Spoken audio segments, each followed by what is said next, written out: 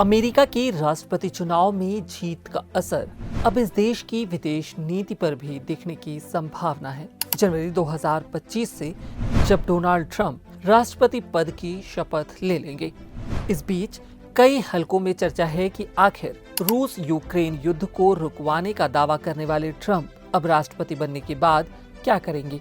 इसके अलावा Israel Hamas और इसराइल हिजबुल्लाह संघर्ष रोकने में उनकी क्या भूमिका होगी। लोगों के मन में यह भी सवाल है कि चीन के लिए ट्रंप का क्या रुख होगा।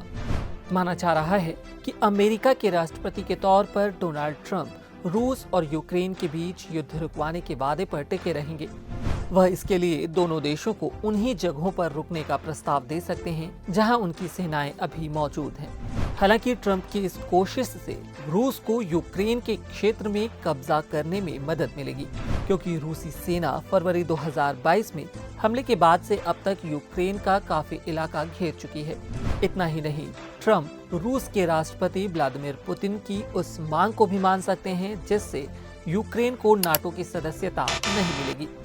वहीं दूसरी ओर पश्चिम एशिया में जारी संघर्ष को लेकर ट्रंप का रुख रूस यूक्रेन संघर्ष के मुकाबले पूरी तरह अलग रह सकता है।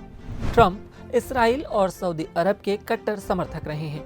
ऐसे में ईरान के मामले में उनका रुख और भी कड़ा हो सकता है।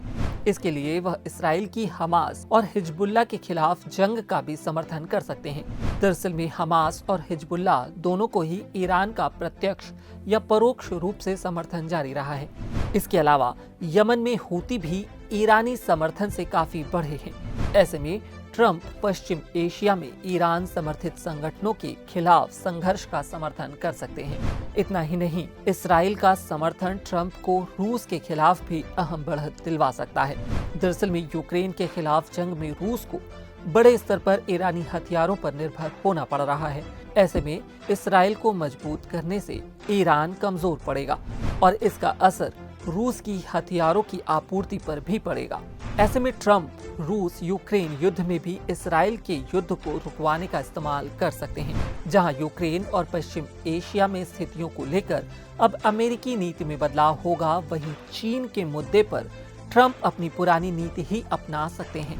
इससे पहले बाइडेन सरकार ने भी ट्रंप के पहले कार्यकाल की नीतियों के जरिए चीन के मुद्दे को संभाला, यानी चीन के मामले में अमेरिकी रुख में बदलाव मुश्किल है। इतना ही नहीं, चीन के मामले में ट्रंप आगे और सख्त हो सकते हैं। इस वीडियो में इतना ही। देश और दुनिया की बाकी तमाम खबरों के लिए देखते रहिए, पढ़ते रहिए लल्लूराम.com। शुक्रिया।